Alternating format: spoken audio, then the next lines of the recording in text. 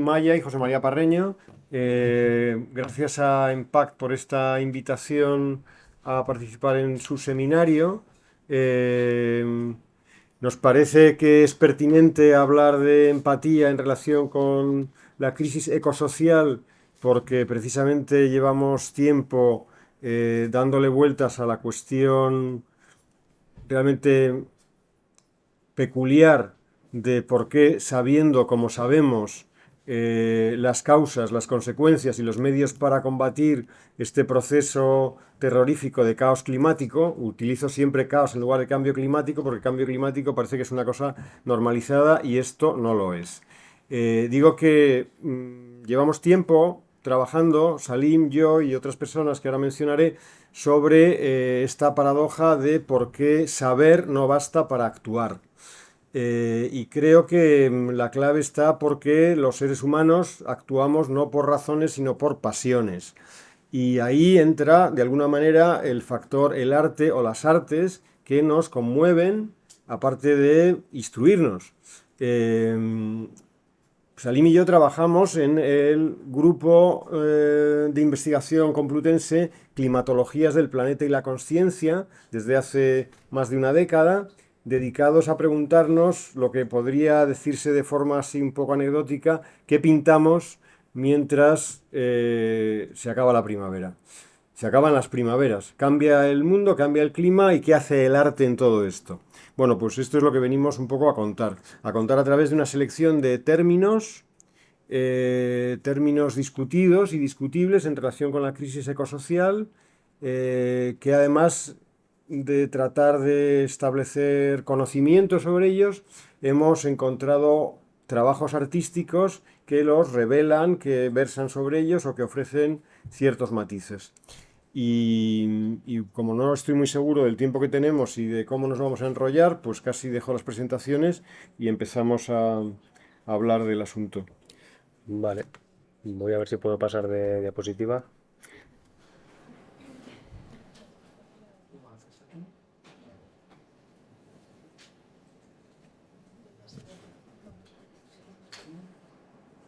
Bueno, lo que estamos tratando de poner en marcha ahora mismo con estas cuestiones técnicas es la última publicación que hemos hecho en el grupo, que tiene un título gráficamente muy chulo, pero un poco complicado luego de meter en un estante de la biblioteca, porque pone el signo de menos por el signo de menos igual a más.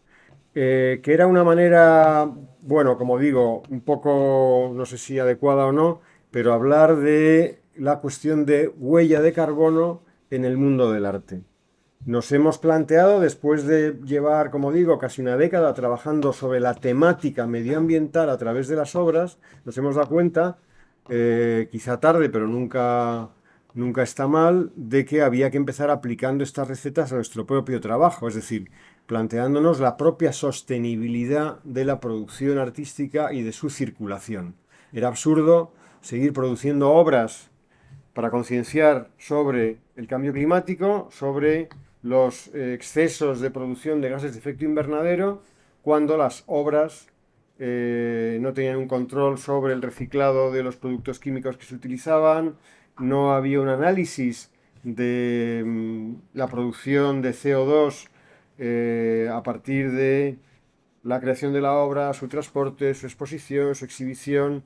Bueno, en torno a esta cuestión, como digo, hicimos este planteamiento de menos por menos es igual a más y cuando llegue el momento hablaremos de ello, que ya parece que esto está en marcha. Ahora vamos a empezar por esta lista, como digo, de términos casi de alfabetización ecológica bueno, que Salim ha ido construyendo estos días.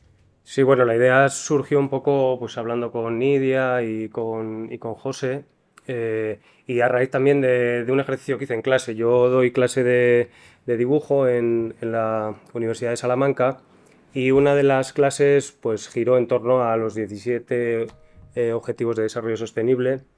Y bueno, pues planteé un poco esa idea o bueno, de qué sabemos, ¿no? Sobre los conceptos que pues bueno, nos ametrallan con ellos, ¿no? Pues en la televisión, en los medios, ¿no? Y bueno, también incluso me sirvió a mí porque cuando fui a repasar los términos me di cuenta de que muchos de ellos pues sabía lo que eran, pero no lo tenía tan claro realmente, ¿no? Y entonces entre estos términos pues está el término de ecología, de ecologismo, Green New Deal, desarrollo sostenible y bueno, economía circular y otros muchos.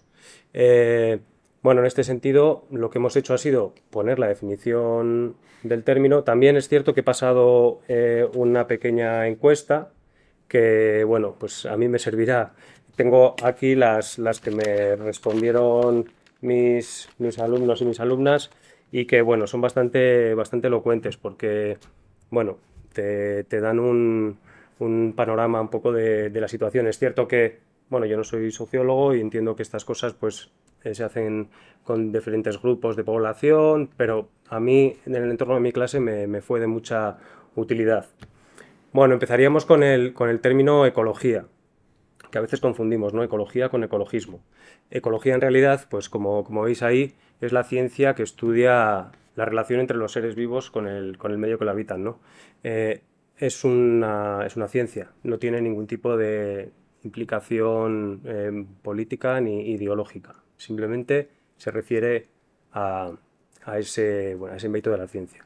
Y bueno, también pensamos que para que no fuese una retahíla de términos y nos aburriésemos, podíamos también combinar estos conceptos con obras de artistas que a lo largo de los últimos, bueno, prácticamente desde mediados del siglo pasado, empezaron a trabajar con estas temáticas y en concreto aquí traemos a David Nash, que tiene esta obra que se llama Wooden Boulder y que, bueno, es una obra en proceso, bueno, que estuvo en proceso durante 25 años eh, y que consistió bueno, pues en una casualidad, una cosa muy sencilla, y es que el artista estaba intentando transportar un pedazo de madera desde el bosque hasta su estudio y en un momento dado ese pedazo cayó al agua y bueno, pues el artista decidió, bueno, darle esta forma esférica y simplemente esperar a que la bola llegase al océano, ¿no?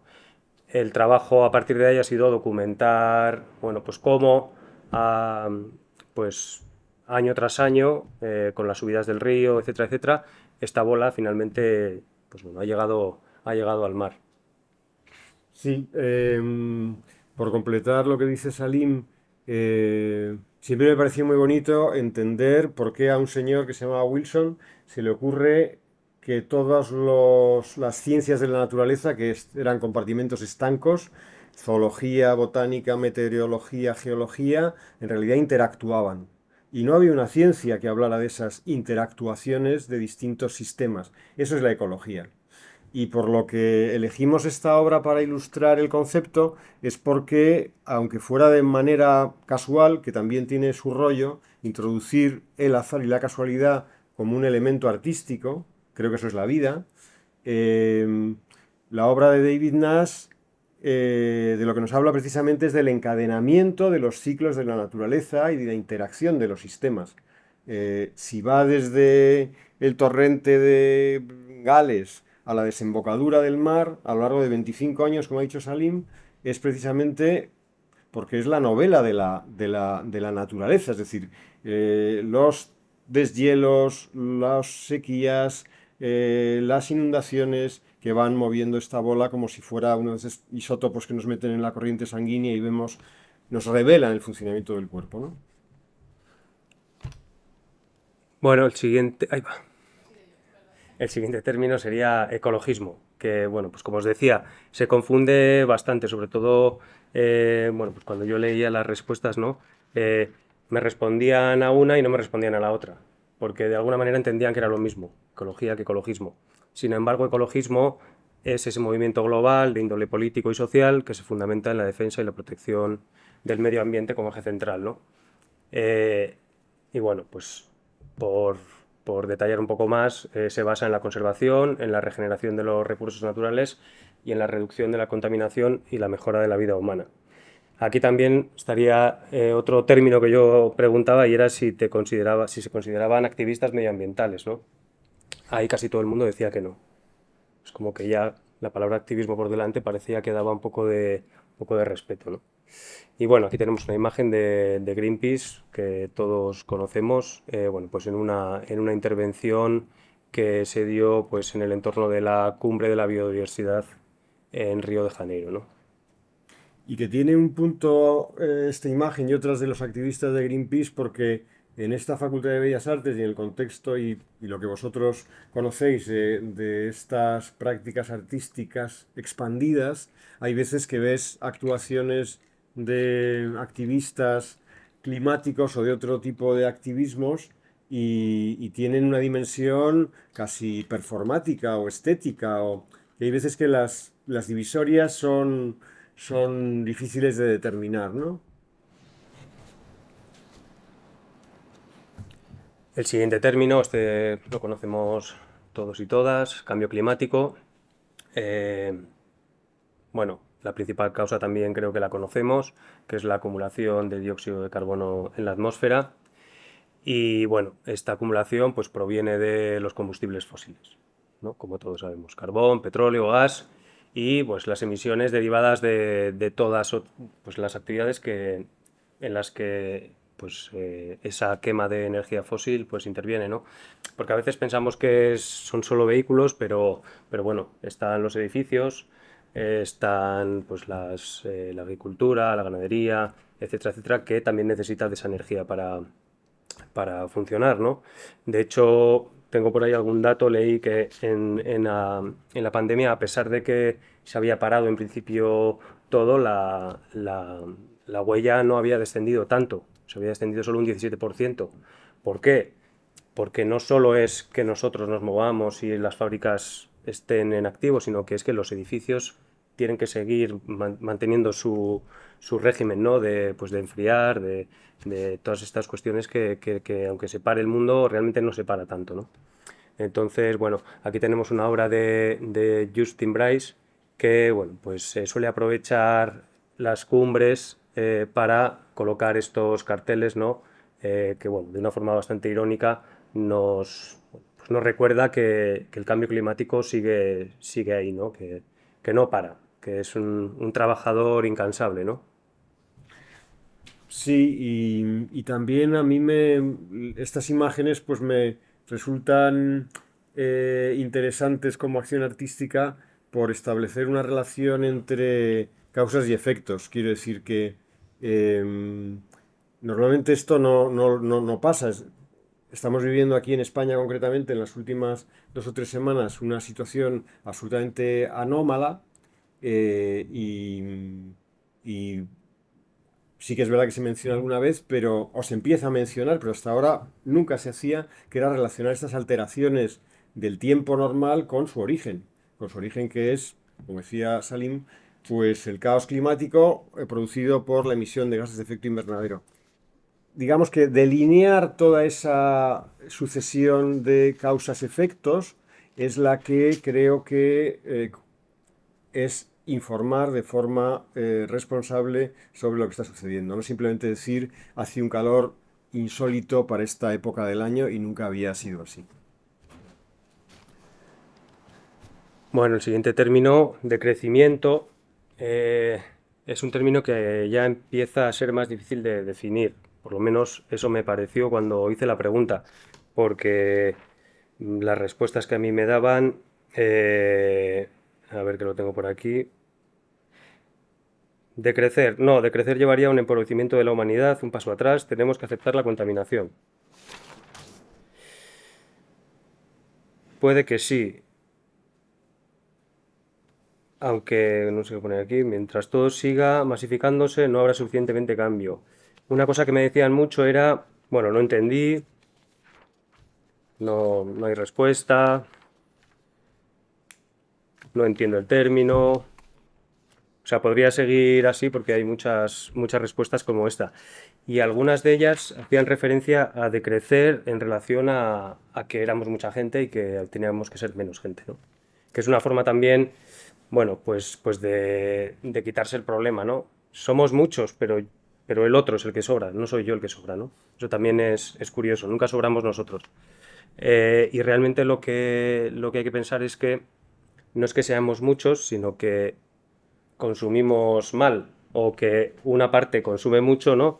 Y otra parte no consume mucho y entonces, bueno, pues quizá el equilibrio es lo que hay que buscar.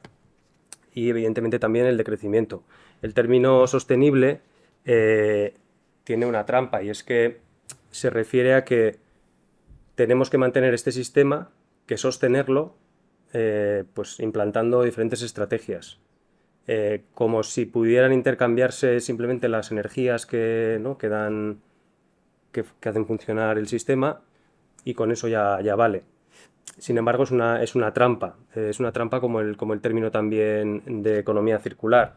Eh, el sistema nunca va a poder alimentarse de sus desechos. Siempre hay que introducir nueva energía, porque el sistema responde a la entropía, no, no funciona de esta manera, ¿no? Y bueno, voy a leer una cosa que me parece interesante. El término sostenibilidad fue promovido por Henry Kissinger, que fue jefe de la diplomacia americana durante la década de los años 60 en Estados Unidos. Y esta persona vetó vía telegrama en 1974 otro término que era mucho más ajustado, que era el término de ecodesarrollo. ¿Por qué lo hizo? Pues porque desarrollo sostenible era de algún modo un término mucho más cercano de otro concepto que era el desarrollo autosostenido, que era aceptado por los economistas de la época, ¿no? Que no implica decrecer, sino simplemente, bueno, pues sostener el sistema como sea, ¿no? Continuar con el sistema igual. Y bueno, pues este movimiento, que es el movimiento de decrecimiento, lo que sí que aboga es por decrecer principalmente en consumo, ¿no? El movimiento de crecimiento aboga por sociedades que den prioridad al bienestar social y ecológico en lugar de a los beneficios empresariales, la sobreproducción y el exceso de consumo, ¿no? Y bueno, pues aboga por transformar las sociedades para garantizar la justicia medioambiental y una buena vida para todos. Bueno, yo creo que aquí estamos pisando un terreno resbaladizo porque es el terreno de las ideologías, ¿no? O sea, decía Salim al principio, astutamente, la palabra ecología es una palabra de la ciencia, no de la política. Sin embargo, sabemos que cuando se habla de ecología empiezan como a levantarse las antenas de todo el mundo, porque los ecologistas no parece que sean exactamente lo mismo que la ecología, ¿no? Por ese deslizamiento que antes hablaba. Con decrecimiento las cosas se ponen más complicadas todavía, ¿no? Porque tendríamos que hablar, como digo, una serie de conceptos marco, ¿no? Como es progreso, desarrollo, etcétera, en donde entender mejor qué significa crecer y por tanto decrecer, ¿no? Llevamos entendiendo durante mucho tiempo como sinónimos el término progreso con el de desarrollo y con el de crecimiento, con el término crecimiento. Progresar no es necesariamente lo mismo que crecer, sin embargo, para nosotros, como digo, nos resultan sinónimos, ¿no?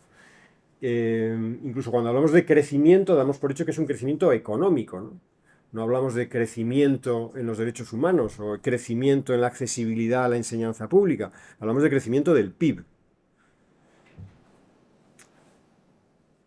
Por curiosidad, surfear por las redes y comparar lo que son los índices de desarrollo en los índices de desarrollo en base del PIB, Producto Interior Bruto, con los índices que se llaman, por ejemplo, de desarrollo humano o, aunque tiene un nombre cursi, el índice de felicidad de las naciones que promueve la ONU. Los primeros puestos en desarrollo económico no son en absoluto los primeros puestos en desarrollo humano o en desarrollo de la felicidad. Es decir, aunque la ciencia y no la ideología nos lleva diciendo desde hace tiempo que el desarrollo económico no es lo mismo que la mejor vida de los habitantes de una ciudad o de un país, seguimos considerando que están ligados uno con el otro. Y por eso las respuestas de los alumnos de Salim, lógicamente, si les hablas de decrecimiento, lo consideran directamente vivir peor. vivir con menos no es necesariamente vivir peor. Esto nos daría como para todo un seminario y no lo vamos a tratar ahora, pero creo que este es uno de los momentos claves de esta presentación telegráfica, ¿no? Replantearnos qué significa para todos nosotros una vida buena. Sí, bueno, aquí me está viendo un dato que, bueno, es otro concepto asociado a estas cosas, una cosa que se llama desacoplamiento. No sé si lo habéis escuchado.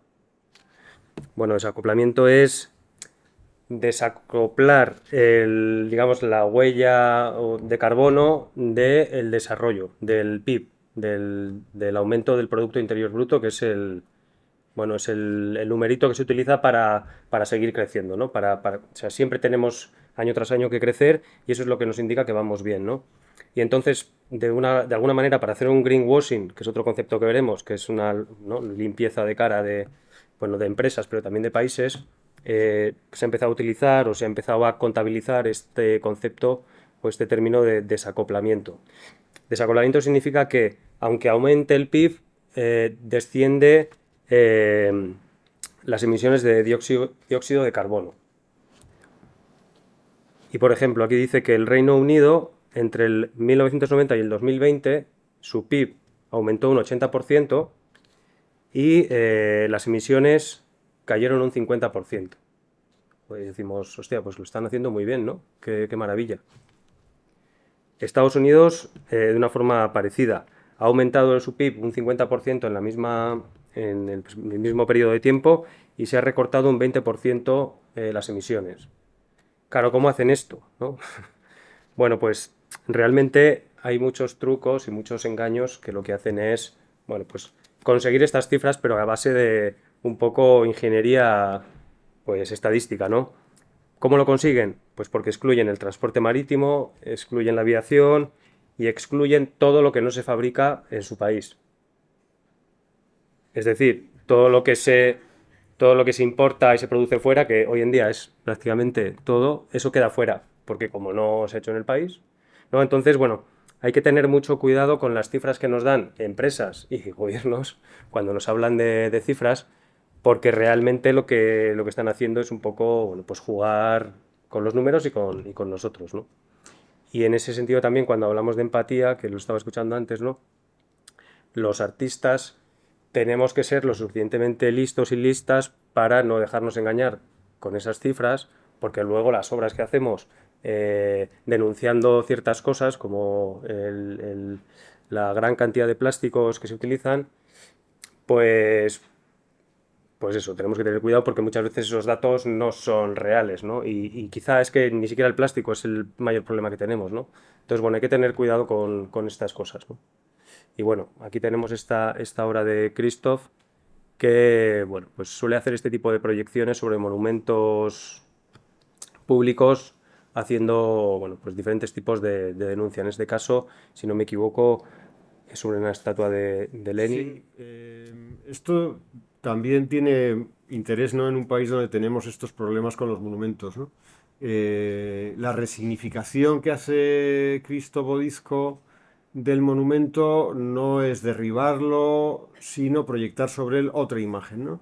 Es en el contexto del fin del comunismo, después de la caída del muro. En Berlín Este, pues sobre uno de tantos monumentos gigantescos a Lenin, proyecta Bodisco este consumidor con un carrito lleno de compras del supermercado, ¿no? Como queriendo decir, a ver si vamos a cambiar un sistema de dominio por otro, ¿no?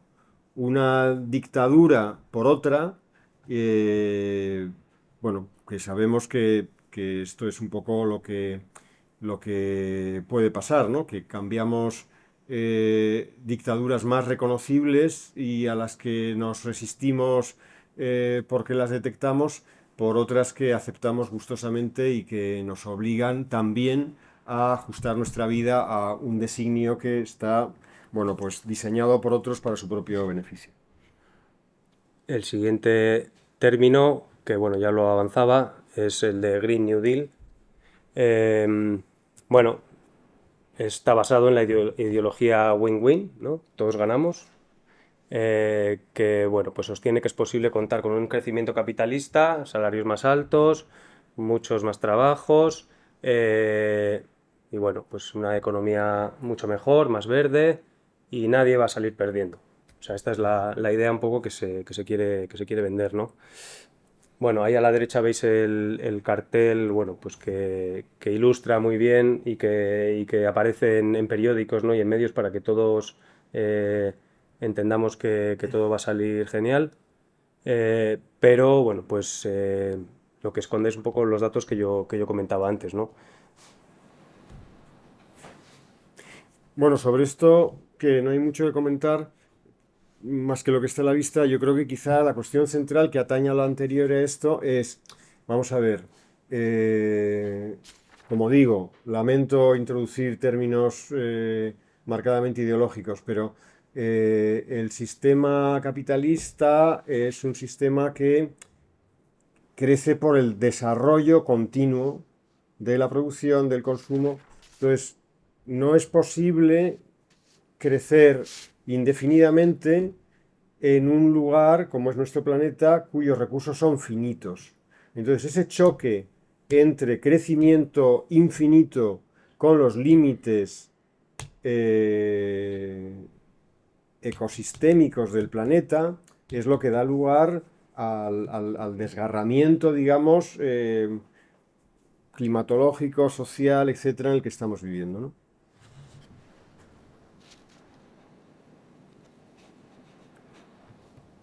Bueno, aquí simplemente damos algunos datos más sobre lo que haría el Pacto Verde Europeo, ¿no?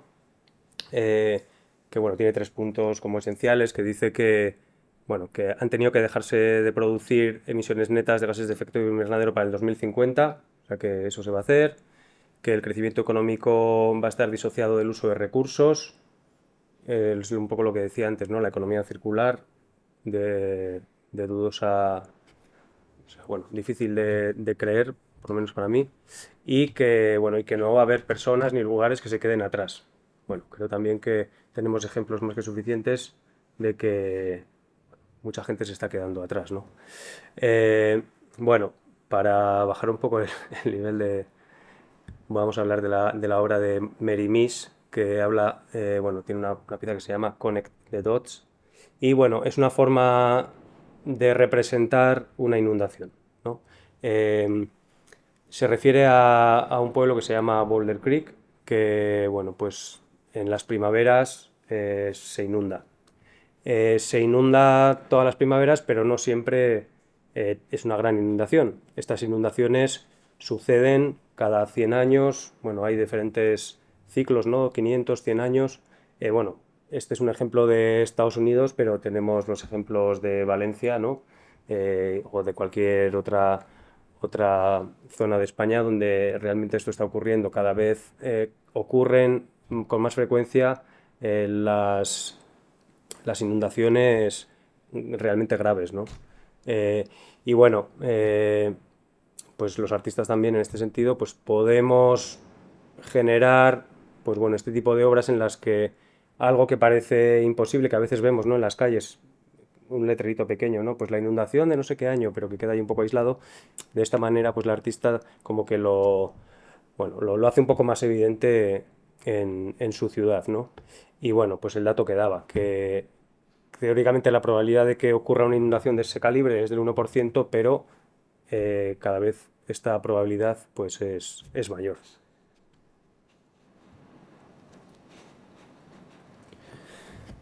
Bueno, todo esto nos lleva otro término que es el término de crisis ecosocial, que realmente, bueno, pues lo que viene a decir es que todas estas problemáticas medioambientales lo que hacen es que se genere una desigualdad social, que es evidente. Sin embargo, cuando yo pregunto a ver si realmente creían mis alumnas que existía una relación, pues no parece que lo acaben de ver esa relación. No entiendo muy bien por qué, pero supongo que lo vemos, bueno, no sé, lo vemos desde el prisma ¿no? occidental y quizá no nos damos cuenta de que pues todo este desarrollo, ¿no? que tenemos en Occidente depende de un pues de apoyarnos en la otra parte del hemisferio, ¿no?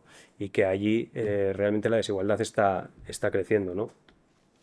Eh, bueno, Sí, yo creo que hay una primera paradoja, bueno, paradoja no, contradicción o lo que sea, que yo creo que todos entendemos bien, y es que, a ver, los países más desarrollados son los más contaminantes.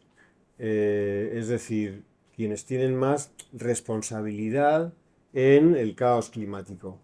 Sin embargo, los lugares donde el impacto del caos climático está siendo más palpable y va a tener consecuencias más catastróficas en el futuro son, por ejemplo, el sudeste asiático o en países de África, que no son los países más desarrollados. Es decir, se da la paradoja de esta profunda injusticia climática de que los causantes, los mayores causantes, son los que menos consecuencias perciben.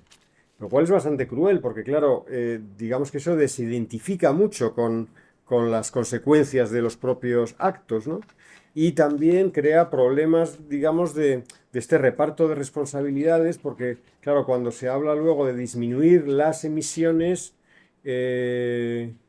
disminuir al 50% las emisiones en la Comunidad Europea, pues tiene un significado completamente distinto de disminuirlas en un país subsahariano, ¿no? Donde puede ser, bueno, pues mucho más, digamos, dura la restricción, ¿no? Cuando además, como digo, tienen menos responsabilidad en hacerlo, ¿no? En generarlo. Em, lo que viene ahí también es que es una información interesante si la relacionamos con otras cuestiones, es si vemos el calendario de las conferencias sobre el clima, a partir del protocolo de Kioto del 97, que no fue la primera, empiezan en el 92.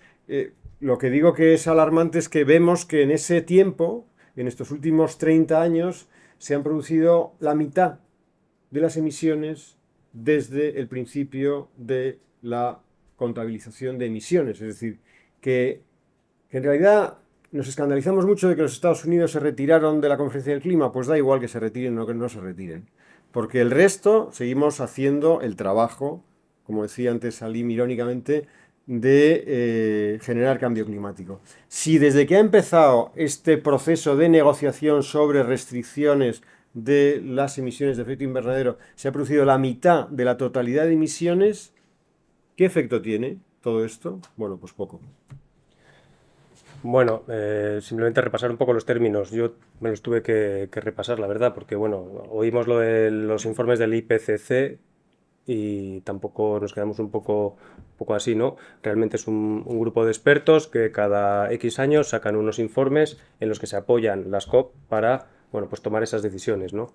¿Qué son las COP? Bueno, pues las COP son las conferencias de las partes. Las partes son los países, ¿no?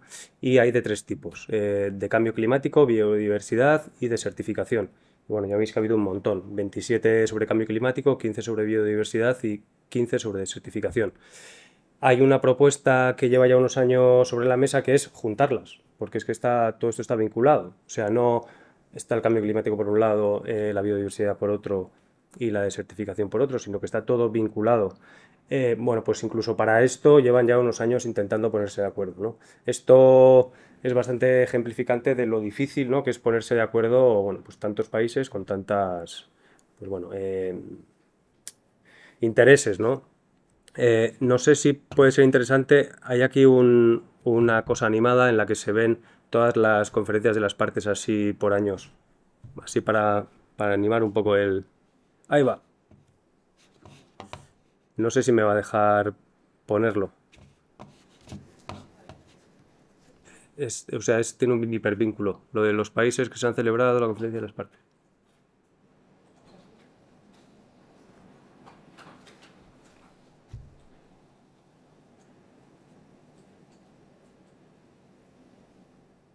Ahí está. Ahí. Sí, pero a ver, lo podemos echar para atrás. Solo es una tontería. Realmente es solo ver un poco cómo a lo largo de los años se ha ido.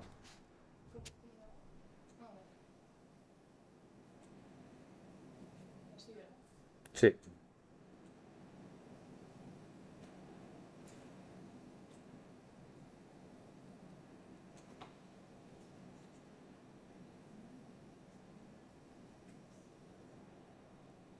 Bueno, simplemente una manera un poco visual de ver todas esas cumbres, ¿no? Que a veces cuando lo vemos en datos parece, bueno, datos que nos entran por un oído y nos salen, o por un ojo y nos salen por el otro.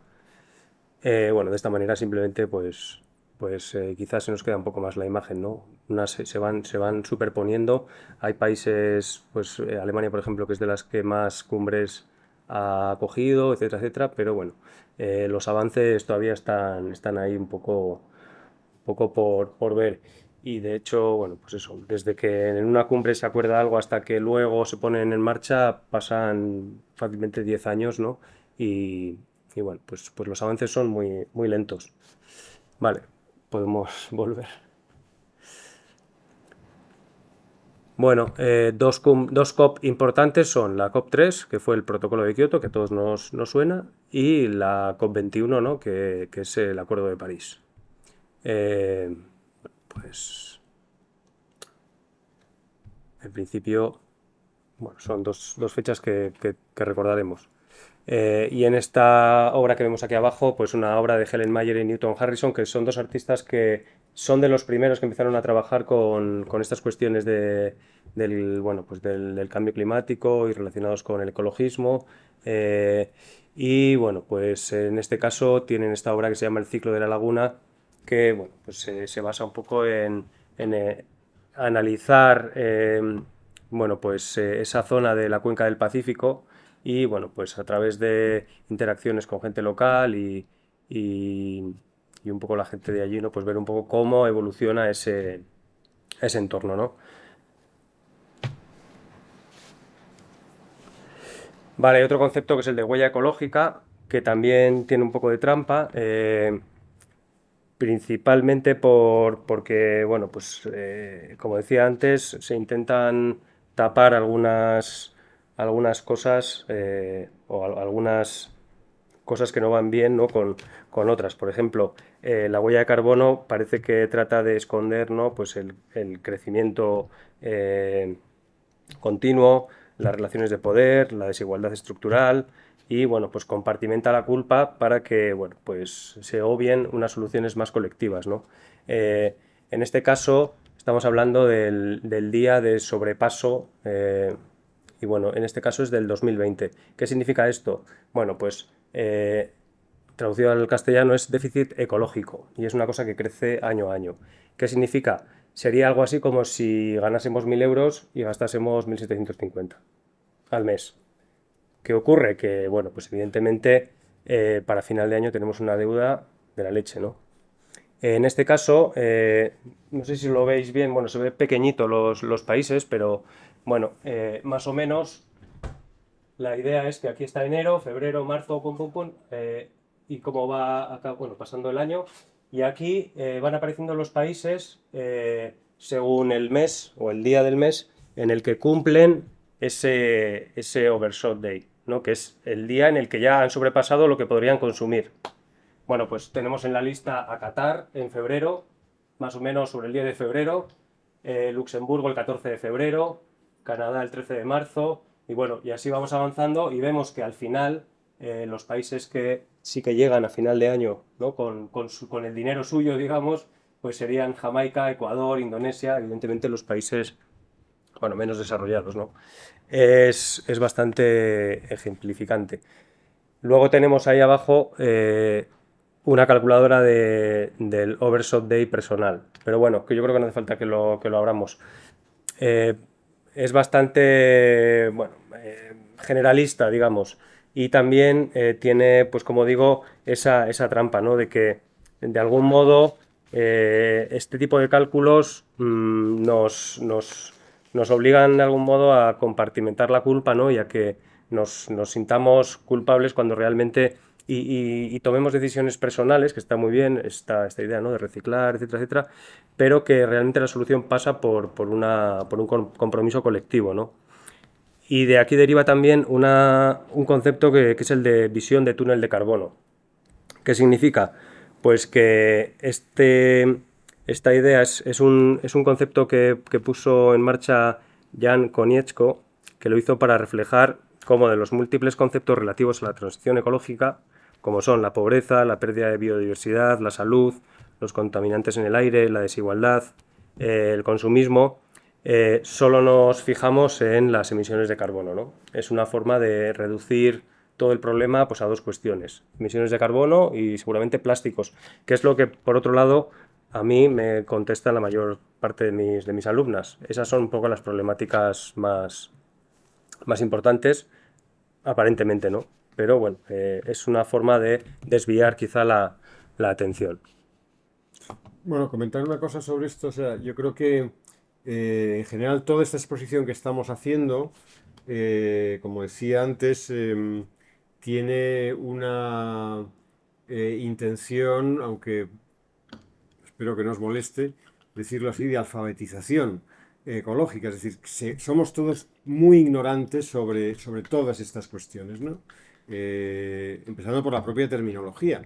Em, ¿Es lo mismo huella de carbono que huella ecológica? Pues no. ¿Sabemos qué es cualquiera de las cosas? Pues seguramente tampoco.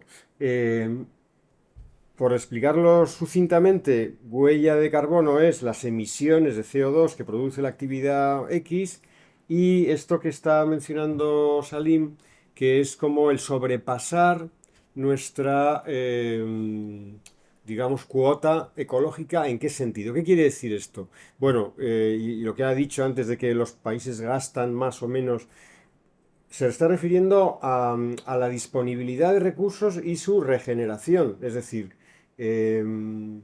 digamos que un sistema que se autosostenga debería consumir en un año tanto como ese sistema produce en un año, en recursos, ¿no? Lo entendemos fácilmente, ¿no?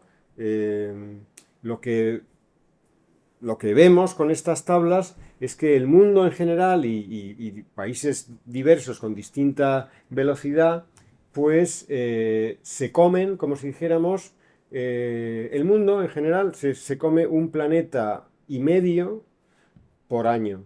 Es decir, gasta todo lo que puede gastar y un poco, y la mitad más cada año. ¿Qué quiere decir con eso? Que va depauperando las posibilidades de regeneración para generaciones futuras. Este calendario, que es bastante significativo, pues también habla, pues, de estas velocidades de extraconsumo, que ese sería el término, de unos países y otros. En algunos casos tan dramáticos como que en febrero han consumido lo que les correspondería en todo el año, y en casos como señalaba antes, por ejemplo, Ecuador, que no es un país tampoco decididamente subdesarrollado, sino un país que tiene, bueno, pues un compromiso ecológico mucho mayor que otros, que es capaz de llegar a fin de año, pues como dice Salim, consumiendo lo que le toca, ¿no? Bueno, aquí llegamos a una de las últimas propuestas que hemos realizado desde el grupo de investigación. Bueno, a lo largo de estos años hemos hecho varias cosas. Hemos publicado algún libro, hemos hecho seminarios, etcétera. Y en este caso hemos hecho una cosa bueno, es un poco diferente, y que deriva de un seminario que hicimos en el que participó. ¿Cómo era la chica que participó con nosotros? Eugenia, bueno, Laura Eugenia Caprotti, Sí, esta de... la de Tubos Reunidos era. Sí, Bueno, esta. vino una persona Técnicas reunidas. ¿cuál era su puesto en Era la? la responsable de medio ambiente de una multinacional dedicada a la construcción. Ujú. Y bueno, pues vino a hablarnos un poco de qué estrategias pues implementaban en su empresa para, bueno, pues obtener ese sello, ¿no?, verde. Y una de las cosas que, bueno, que nos sorprendió a mí por lo menos también, es que dijo, simplemente quitando el pilotico verde del ordenador, el standby, hemos ahorrado, pues no sé, 40.000 euros al mes. Y era como, hostia. Y bueno, y luego lo que hizo fue hacernos una pregunta a nosotras, ¿no? Nos dijo, ¿y vosotras qué hacéis aquí en la Facultad de Bellas Artes para, ¿no? ¿Qué compromiso tenéis? Porque, joder, me he dado una vuelta por los talleres y tal, y no he visto ningún tipo de, eh, pues, gestión de residuos, o sea, como un programa de gestión de residuos ni nada por el estilo. Y nos quedamos un poco así y dijimos, pues es verdad. O sea, nosotros tampoco lo sabemos. Y evidentemente tampoco nos habíamos planteado, yo por ejemplo como artista, pues cuál era el impacto de la huella de carbono, ¿no? de mi obra. Y bueno, y entonces esto surge un poco de esa idea, ¿no? Vamos a, bueno, a coger obras que ya hemos hecho, dentro del grupo éramos 5 o 6, y vamos a calcular su huella, un poco pues para tomar conciencia de qué, pues, bueno, qué impacto tiene, ¿no? Y es cierto que nos llevamos sorpresas, porque había obras, por ejemplo, que habían sido prácticamente, que no tenían un objeto físico.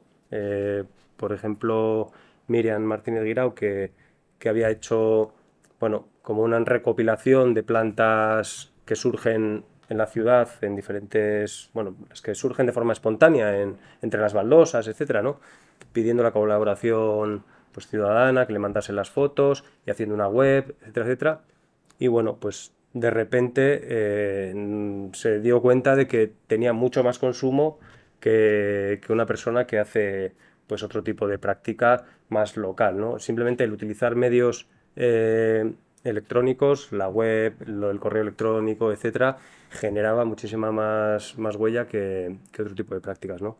Eh, no sé si podemos poner...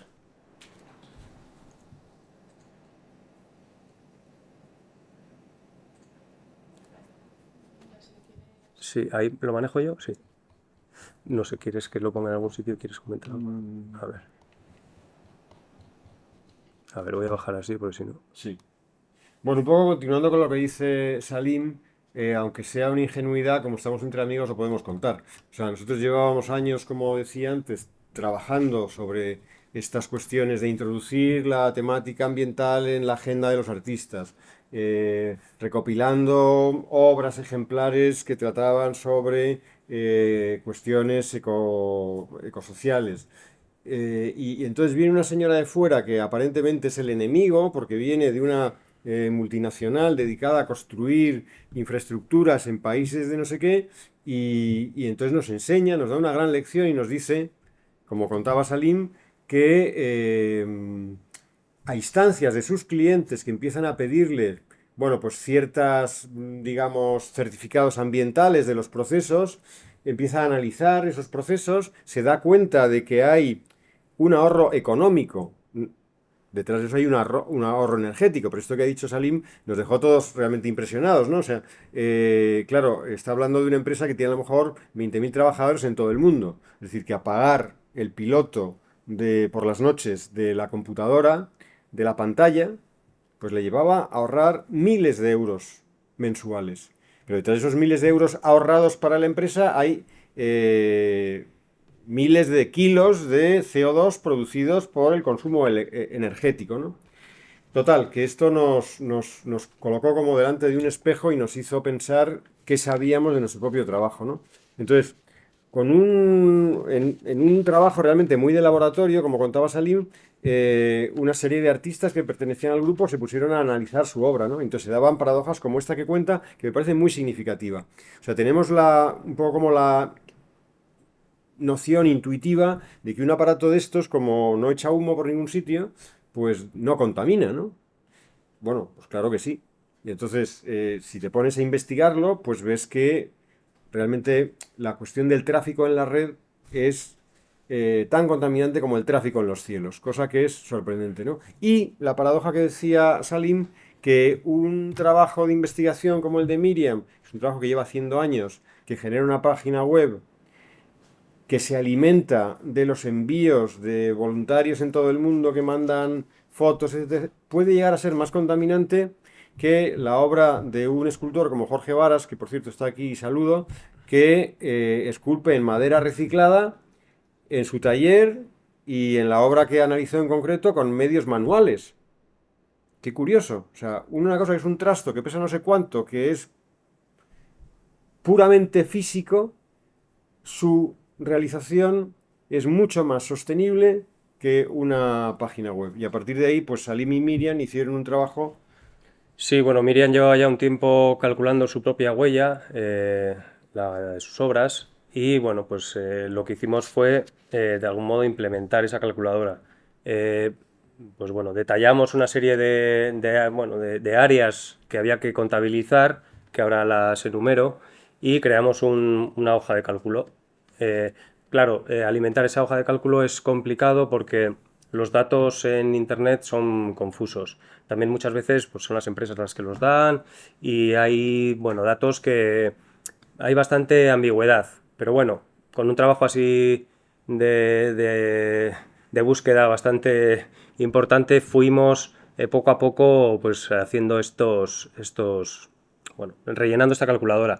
Luego en la calculadora lo que hacíamos era, yo me ponía con mi obra y hacía un poco de memoria. Decía, vale, pues para hacer esta obra me tuve que ir a este pueblo, luego allí, en concreto de la obra que le voy a hablar que hice yo, allí manejé un tractor, luego también mandé no sé cuántos correos, tal, y entonces, bueno, metiéndose en la calculadora salía pues esa huella, ¿no? Y como digo, nos llevamos sorpresas dentro del grupo. Dividimos, pues bueno, en estas secciones o áreas, ¿no? El consumo que tenemos en el lugar de trabajo, el estudio de artista, vamos, pues teniendo en cuenta la calefacción, el aire acondicionado y bueno, pues los electrodomésticos básicos también como el microondas y estas cosas que tenemos para comer. Redes sociales, bueno, pues todo lo que tiene que ver con mensajería, correo electrónico, etcétera, etcétera. Informática, aquí, bueno, pues lo que son el consumo eléctrico de los medios informáticos, ¿no? Los vatios. Bueno, mirando los vatios del ordenador, pues se puede saber lo que consume, impresora, altavoces, etcétera. Otro tipo de herramientas, como taladro, caladora, etcétera. Dispositivos expositivos, que, bueno, suena así como muy... que rima mucho, pero esconde también aquí una trampa, ¿no? Que es muchas veces hacemos una exposición, bueno, he visto últimamente además bastantes exposiciones que tratan la temática medioambiental porque está de moda, ¿no? Pero luego, bueno, te das cuenta de que no han tenido en cuenta pues que una obra ha venido desde Nueva York, la otra ha venido desde no sé dónde, que todo eso va envuelto, que esos embalajes se utilizan una vez, etcétera, etcétera. Muchas cuestiones que, bueno, se obvian, ¿no? Entonces, esta era otra parte que había que tener en cuenta. Bueno, y luego los materiales, lo que decía José, ¿no? Pues los propios materiales de la obra, bueno, pueden ser hormigón, PVC, acero, etcétera, y que a veces son los que menos contaminan. Y incluso hay un material que tiene trampa, porque si tú miras en las empresas de madera la huella de un listón de madera, te dice que tiene una huella menos no sé cuánto porque como ha absorbido carbono ese árbol, lo que tú estás cogiendo mientras no lo eches a la hoguera es algo, es carbono en conserva, digamos, ¿no? Entonces, bueno, es un poco tramposo también, porque bueno, para hacer esos troncos ha habido una deforestación, ha habido una serie de procesos por eso digo que hay que saber y hay que, bueno, pues saber buscar los datos, porque a veces son tramposos. Y bueno, luego evidentemente, pues el transporte era otra de las patas. Por ejemplo, bueno, aquí calculábamos la huella del propio proyecto, que bueno, eran 7.200 kilos, solo por el intercambio de correos que hicimos pues para llevar a cabo el proyecto. Y bueno, no me quiero detener en todos, quizá me voy a... Habla del tuyo y acabamos. Sí.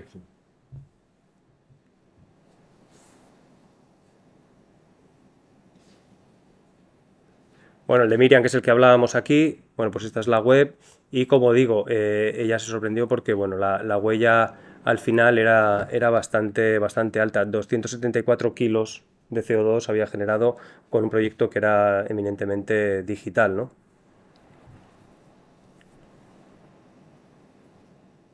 Y ya que estoy yo aquí, bueno, pues yo hice el cálculo de esta pieza, que era una pieza que era una intervención en la naturaleza, que hablaba de los ritmos. Bueno, el sistema métrico decimal es uno de esos sistemas que se introducen a favor pues, del comercio global y del mercado, ¿no? Hacía falta un sistema que conectase a todos los países, todas las naciones, para que pudiera haber ese intercambio. La introducción de ese sistema hace que, bueno, pues todo se acelere y todo se cuente un poco en su eficiencia, ¿no? En su productividad. En este caso, yo recuperé una medida que es la peonada. La peonada es una unidad de medida que hace referencia al área que un peón es capaz de trabajar con la fuerza de su trabajo durante un día. Y bueno, pues lo enfrenté al metro cuadrado. El metro cuadrado, pues de algún modo hace tabula rasa, ¿no? Porque la peonada tiene en cuenta la inclinación del terreno, tiene en cuenta la dureza del terreno, tiene en cuenta un montón de factores que el paisano pues le son muy útiles. Sin embargo, el metro le da igual cómo sea el terreno. Eso mide lo que mide. Y bueno, y esto implica un cambio de velocidad también. La velocidad en la que se trabaja, bueno, pues con el, con la agricultura más intensiva, ¿no? Bueno, la peonada a mí me costó hacerla durante un día con la fuerza de mi trabajo y el metro cuadrado lo hicimos en 3 horas con un tractor. Hicimos ese cálculo y bueno, pues evidentemente lo que más consumió fue el tractor y bueno, pues fueron 152 kilos de CO2. Ya veis que, bueno, esta obra, que es mucho más grande, que ocupaba 1.600 metros cuadrados, que tuve que ir hasta allí, que utilicé una maquinaria, etcétera, etcétera, ha consumido prácticamente la mitad de lo que había consumido Miriam desde su ordenador, ¿no? Con su obra. Bueno, este tipo de ejemplos o este tipo de cálculos fueron los que hicimos en este catálogo y que, bueno, yo creo que nos sirvió a nosotros y que intentamos presentar pues bueno, a los alumnos. Yo lo he presentado en mi clase un poco pues para empezar a introducir bueno, pues esta forma de ver la obra en varios aspectos, no solo el propio aspecto estético, ¿no? Bueno, salimos. ¿Salgo yo de aquí?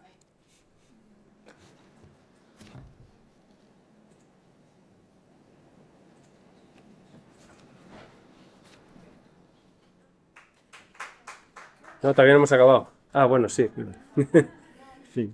Sí, bueno, eso, simplemente eso. Decir también que bueno, pues que estos conceptos de huella de carbono que están bien, pero que tenemos que pensar, pues como decía antes, más pues en un cambio colectivo, ¿no?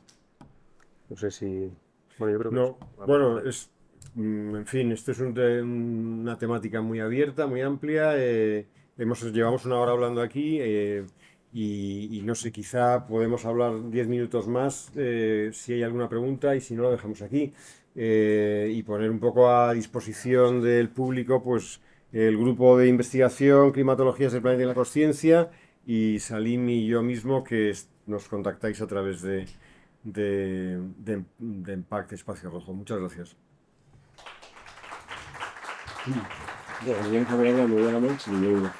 Ah, sí, es que no sabía ni cuánto llevábamos. Muchas gracias. Por vuestra iniciativa, la verdad es que es súper interesante. ¿Está en español o en inglés? En español, no. Enhorabuena, me parece muy interesante y de hecho me gustaría probar a utilizar vuestra calculadora para este proyecto, por ejemplo. Entonces, ¿dónde podría encontrar esa calculadora para usarla? Es una buena pregunta. Sí, bueno, no, sí, no. Él es la calculadora. No, se puede porque la calculadora la tenemos y bueno, pues yo te la envío. Pero sí que es cierto que hemos intentado, o que nos hubiese gustado meterlo dentro de la página web de la Sí. Complu, donde tenemos el grupo de investigación, pero eso requiere un año más de financiación porque al final necesitamos, claro, un informático que traduzca esa áspera calculadora hecha en Excel a pues bueno, un entorno un poco más amable. Pero bueno, luego realmente no es tan complicado. Si eso, nos coges el contacto y te la hacemos llegar. También tengo la duda de cómo transfieres Porque yo sé, por ejemplo, te has dicho, tú sabes que usar un tractor, pero ¿tú sabes cuánto gasta un tractor por minuto para...?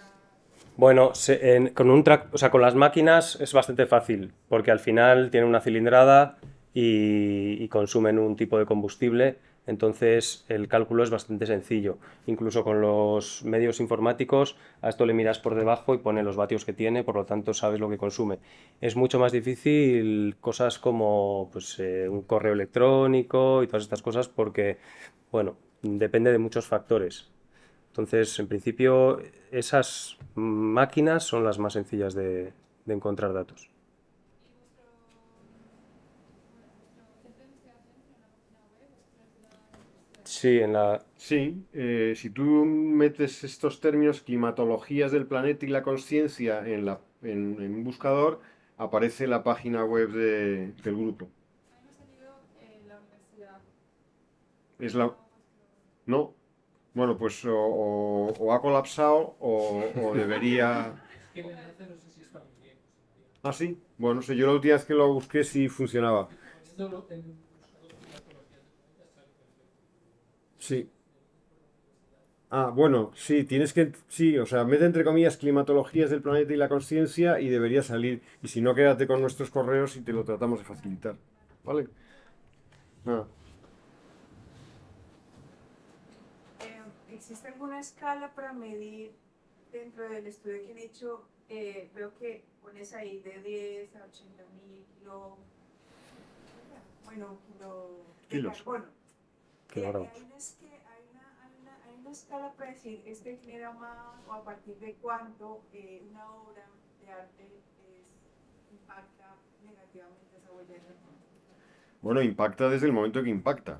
Claro, pero O sea, quiero en decir, algún momento dices, bueno, mira, hice una obra artística, pero el impacto que genere no es tanto como lo que ponía salir, ¿no? Que no era lo mismo hacerlo en redes o en la venta digital a una obra enorme, ¿sabes? Hay, Entonces es como, hay una que es la que más impacta, que se me ha olvidado poner, que es una compañera que se fue a una residencia artística a Estados Unidos. Eso se dispara, pero en vez de 300 son 10.000 kilos, porque cogió un avión y la obra, que era una obra en papel, súper ligera, pues acabó evidentemente sumando mucho CO2. Claro, es que es todo un poco... De hecho, las residencias artísticas es una de nuestras, ¿no? O sea, bazas, ¿no? Como artistas. Y realmente es muy poco, bueno, sostenible, aunque no me gusta ese término, pero es así. o sea, yo diría dos cosas. Yo diría dos cosas. Primero, una, hacer los cálculos es muy complicado.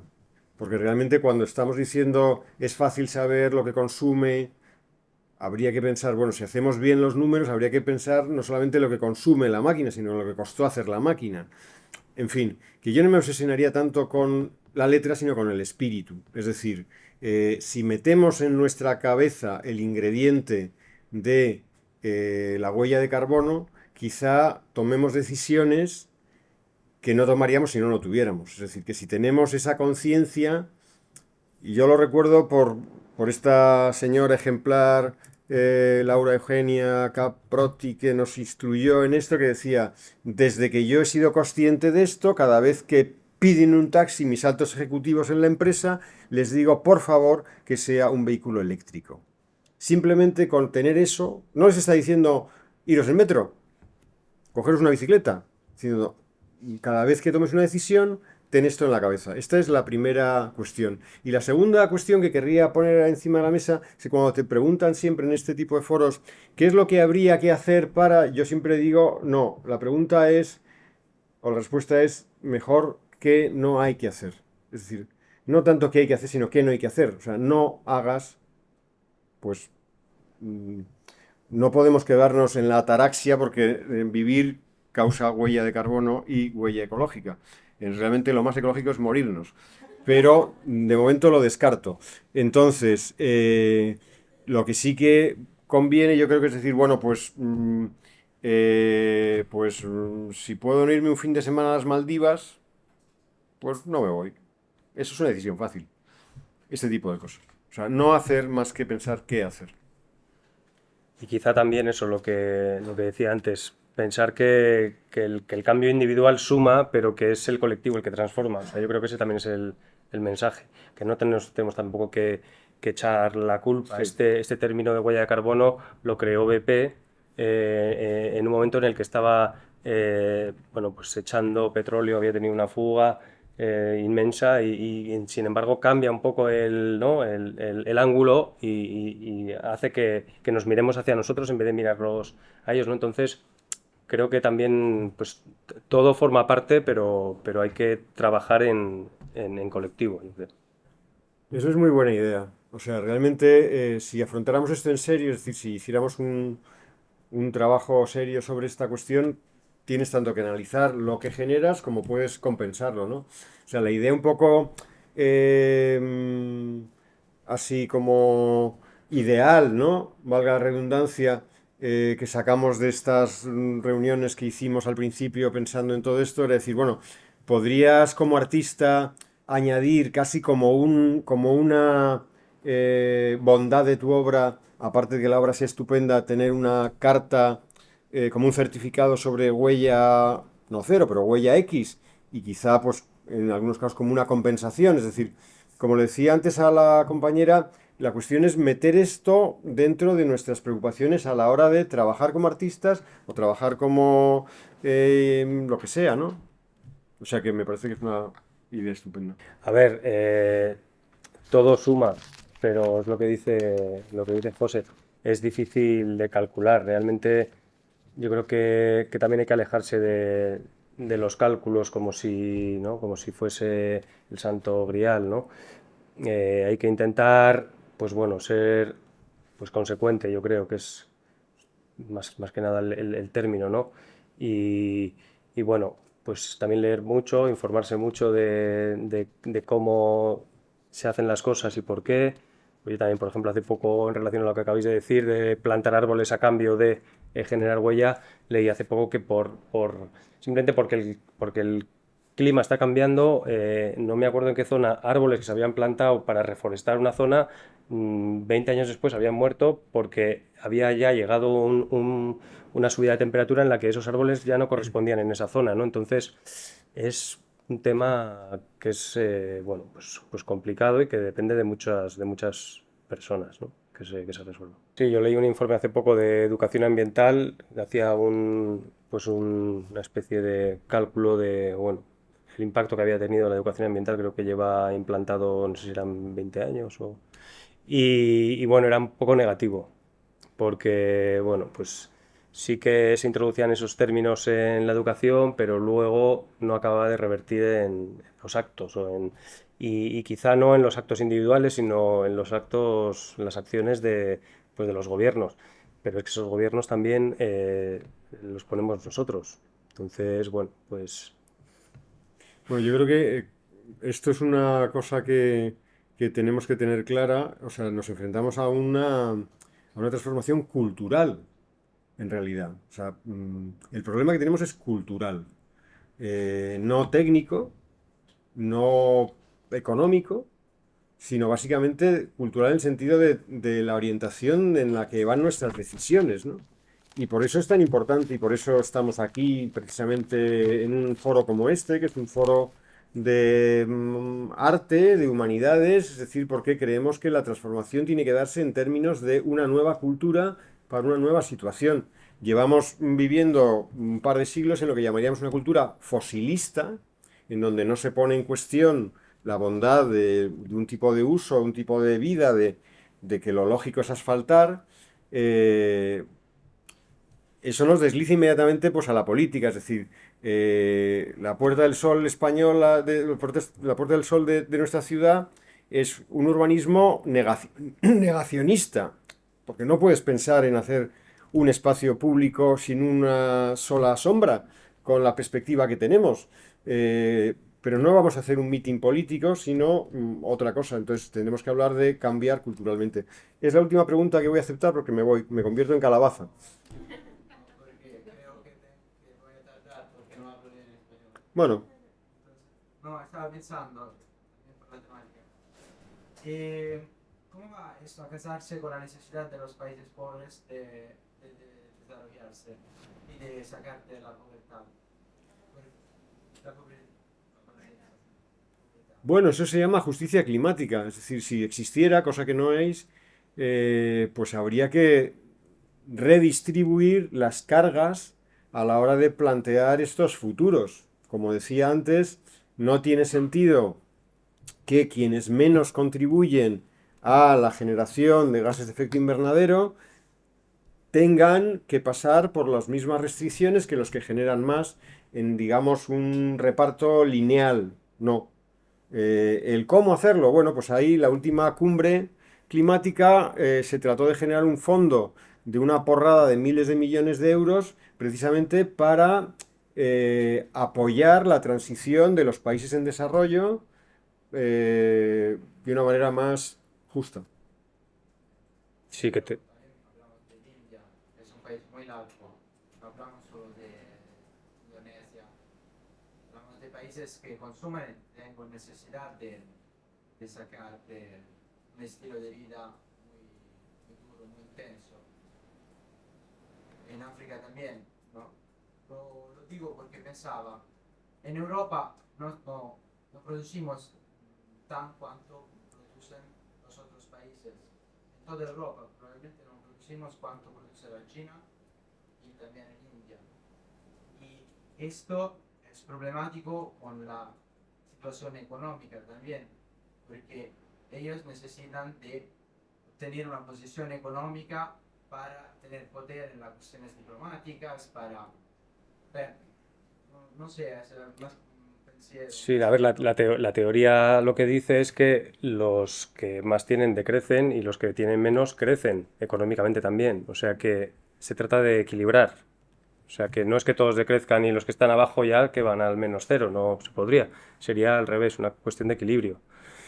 Pero cómo hacerlo ya es... Pero, la pregunta es, si lo hacemos nosotros, solo nosotros, ¿qué podemos hacer? Bueno, yo creo que es una iniciativa que primero tenemos que tomar nosotros, quiero decir, nosotros como persona y como país, y eso de algún modo ya es un beneficio. Pero claro, es difícil de responder esa pregunta porque es que lo hemos visto todas las cumbres que ha habido y lo lento que va el proceso.